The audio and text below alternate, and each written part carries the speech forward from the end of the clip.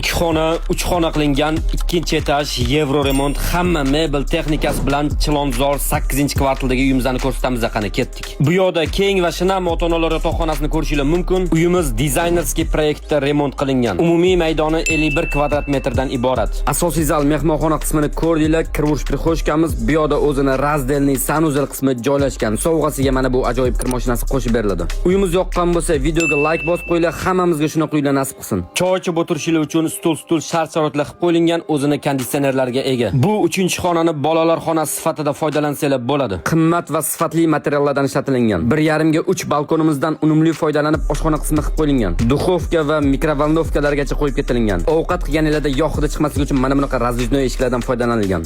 2-qavatdan hop etib sakrab tushganimizda uyimizning oldi qismini ko'rishingiz mumkin. Xonadonimiz yo'l yuzidagi mana shu domni 2-qavatida joylashgan. Mo'ljalimiz Malika gastitsasi. Uyimiz narxi $78,000.